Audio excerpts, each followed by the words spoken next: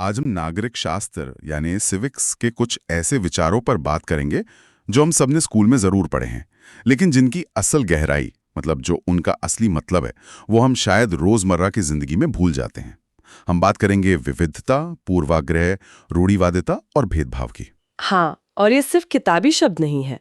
ये तो वो धागे हैं जिनसे हमारे समाज का पूरा ताना बाना बुना हुआ है। हमारा मकसद आज इन धागों को जरा सुलझा कर देखना है कि ये भारतीय समाज में कैसे काम करते हैं, कहाँ कहाँ उलझ जाते हैं और हमारा संविधान इन्हें सुलझाने की क्या राह दिखाता है। बिल्कुल। और शुरुआत करते हैं भारत की सबसे बड़ी पहचान से, हमारी विविधता। हमारे स्रोतों में जिक्र है कि यहाँ 1600 से ज्यादा भाषाएं हैं, 100 से ज्यादा तो नृत्य कलाएं हैं और त्योहार और खान पान का तो खैर कोई हिसाब ही नहीं है। ये हमारी सबसे बड़ी ताकत है, एक खूबसूरत मोज़ेक की तरह। सही कहा। लेकिन कभी कभी इसी मोज़ेक के अलग अलग रंग एक दूसरे से टकराने भी लगते हैं और मुझे लगता है यहीं से हमारी आज की पड़ताल शुरू होती है। सही। और ये टकराव ये अक्सर हमारी सोच में ही शुरू होता है। तो चलिए उसी सोच की परतों को खोलते हैं। हम अक्सर पूर्वाग्रह और रूढ़िवादी सोच मतलब प्रेजुडिस और स्टीरियोटाइप को एक ही समझ लेते हैं, पर इनमें एक बहुत बहुत बारीक लेकिन जरूरी फर्क है।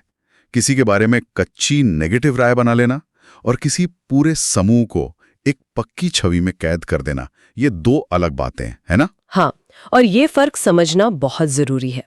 पूर्वाग्रह या प्रेजुडिस, जैसा कि नाम से ही जाहिर है, पूर्व आग्रह, पहले से बना हुआ आग्रह। बिल्कुल। यानी किसी व्यक्ति या समूह के बारे में बिना किसी तथ्य के, बिना जानकारी के पहले से ही एक राय बना लेना।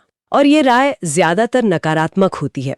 ये हमारे दिमाग का एक तरह से एक शॉर्टकट है। शॉर्टकट? वो कैसे? क्या ना, हमारा दिमाग ऊर्जा बचाने के लिए चीजों को श्रेणियों में बांटता है, और पूर्वाग्रह उसी प्रक्रिया का एक नेगेटिव नतीजा है, जहां हम बिना सोचे समझे पूरे समूह पर एक लेबल चिपका देते हैं।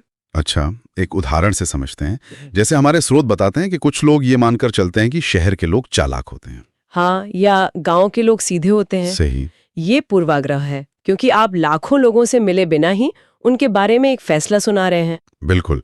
या फिर ये सोचना कि जो लोग अंग्रेजी बोलते हैं वो ज्यादा होशियार होते हैं।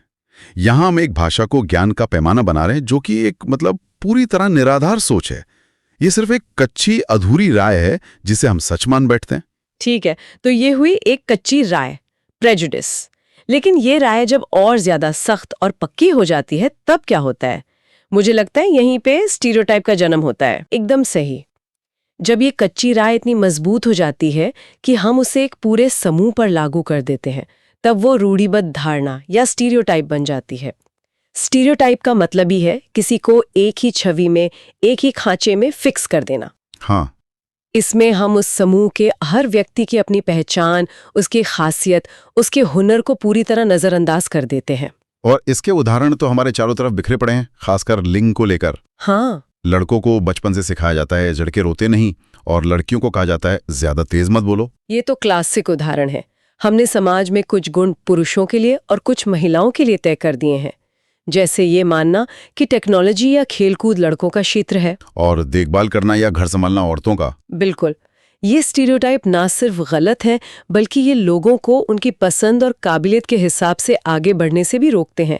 ये एक अदृश्य पिंजरा बना देते हैं एक तरह से। अच्छा, तो अभी तक हम सोच के स्तर पर हैं, पूर्वाग्रह और स्टीरियोटाइप हमारे दिमाग में है, लेकिन वो कौन सा पॉइंट है, वो कौन सा मोड़ है जहां ये सोच किसी के लिए असल दुनिया में एक बाधा बन जाती है? मतलब ये नुकसान पहुंचाने वाले एक्शन में कब बदलती है? जब ये भेदभाव यानी डिस्क्रिमिनेशन का रूप ले लेती है। जब आप अपने पूर्वाग्रह या स्टीरियोटाइप के आधार पर किसी व्यक्ति या समूह के साथ अलग या बुरा बर्ताव करते हैं, उन्हें किसी अवसर से वंचित करते हैं, तो वो भेदभाव है। अच्छा, तो ये सोच का एक्शन में बदलना है। हाँ, ये वो बिंदु है जहां एक मानसिक धारणा एक सामाजिक अन्याय बन जाती है। और हमारे स्रोत बताते हैं कि भारतीय संदर्भ में इसके कई आधार हैं, लेकिन दो सबसे प्रमुख और गहरे आधार हैं धर्म और जाति। हाँ, जैसे किसी को सिर्फ इसलिए किराए पर घर देने से मना कर देना क्योंकि उसका धर्म अलग है, या किसी दफ्तर में एक ही पद पर काम करने वाले दो लोगों में से एक को उसके जाति के कारण कम सम्मान या कम मौके देना। ये भेदभाव के सीधे और स्पष्ट उदाहरण है। आपने जाति का जिक्र किया। ये मामला तो भारत में बहुत पेचीदा और गहरा है। ये भेदभाव की एक ऐसी व्यवस्था है जो सदियों पुरानी है। स्रोत इसके इतिहास के बारे में क्या बताते हैं? स्रोत बताते हैं कि इसकी जड़ें वैदिक काल के बाद की 4 वर्ण व्यवस्था से जुड़ी हैं, जिसने समाज को काम के आधार पर 4 हिस्सों में बांटा था: ब्राह्मण, क्षत्रिय, वैश्य और शूद्र। लेकिन तब तो ये जन पर आधारित नहीं थी। शुरुआत में नहीं, पर समय के साथ ये व्यवस्था जन्म पर आधारित और बहुत कठोर हो गई।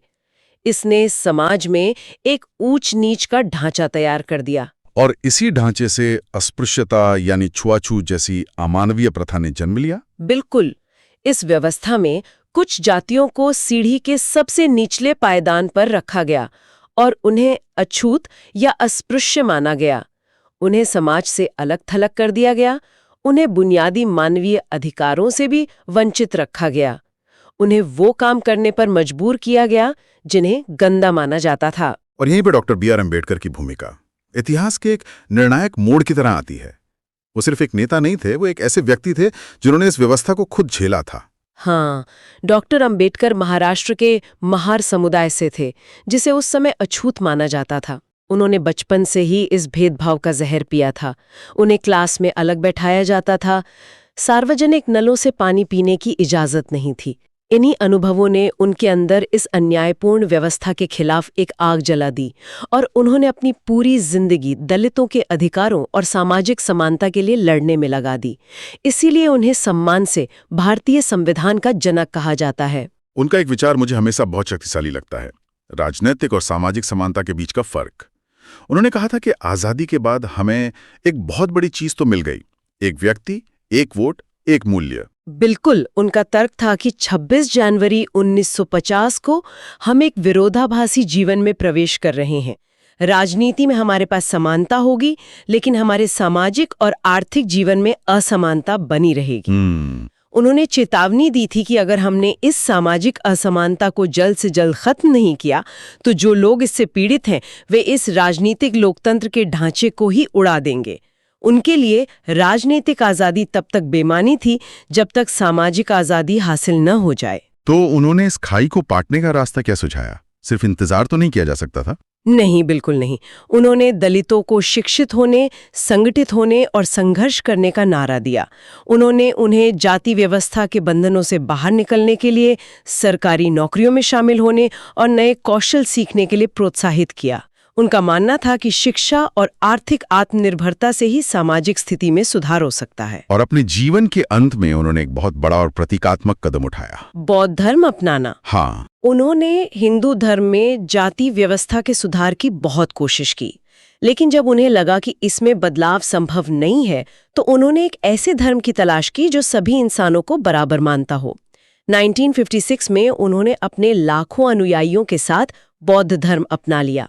ये सिर्फ एक धार्मिक रूपांतरण नहीं था, ये जाति व्यवस्था की ऊंच नीच पर एक जोरदार प्रहार था। ये कहानी दिखाती है कि सामाजिक बदलाव कितना मुश्किल और लंबा सफर है। तो फिर एक देश, एक राष्ट्र के तौर पर इतने गहरे सामाजिक मुद्दों से आधिकारिक तौर पर कैसे लड़ता है? अपने सबसे पवित्र और बुनियादी दस्तावेज के जरिए, अपने संविधान के जरिए। संविधान बनाने वालों ने, जिनमें डॉक्टर अंबेडकर की सबसे अहम भूमिका थी, ये सुनिश्चित किया कि समानता सिर्फ एक नैतिक विचार ना रहे, बल्कि यह हर नागरिक का एक कानूनी हक बने। और ये उन्होंने कैसे किया?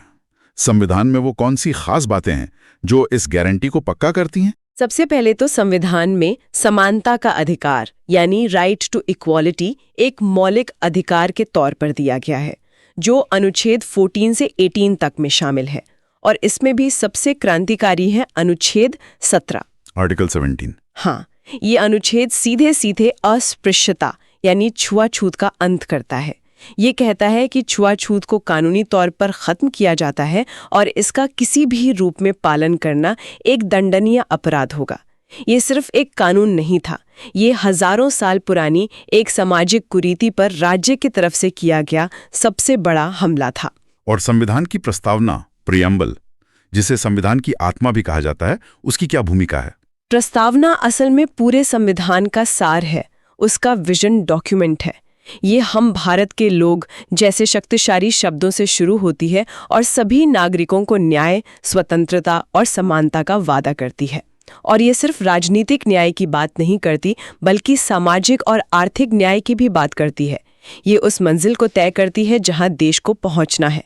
तो अगर हम अपनी पूरी बातचीत को जोड़कर देखें तो हमने एक मामूली से नकारात्मक विचार यानी पूर्वाग्रह से शुरुआत की, वो एक पक्की सोच स्टीरियोटाइप में बदला, फिर एक अन्यायपूर्ण काम भेदभाव बना, और आखिर में हमने देखा कि कैसे एक देश का संविधान उस अन्याय से लड़ने के लिए एक मजबूत ढाल तैयार करता है। यहाँ जो मुख्य बात समझने वाली है वो ये है कि संविधान एक कानूनी ढांचा और एक नैतिक दिशा तो देता है, लेकिन सदियों से समाज की नसों में बैठी सोच को बदलना सिर्फ कानून का काम नहीं है, ये पूरे समाज का काम है। हाँ। कानून एक रास्ता दिखाता है, पर उस पर चलने का, अपनी सोच को बदलने का और एक दूसरे को इंसान समझने का काम वो हम सबको मिलकर करना होता है। ये एक लगातार चलने वाली प्रक्रिया है। लोग इन शब्दों से शुरू होती है। हमारी आज की विविधता और विभाजन पर हुई चर्चा को ध्यान में रखते हुए एक ऐसे देश के लिए जहां 1600 से ज्यादा भाषाएं, अनगिनत धर्म और हजारों जातियां हैं, उन सब के लिए एक साथ मिलकर हम कहने का वास्तविक अर्थ क्या है? इस हम को बनाने में सबसे बड़ी चुनौती क्या है और सबसे बड़ी ताकत क्या है?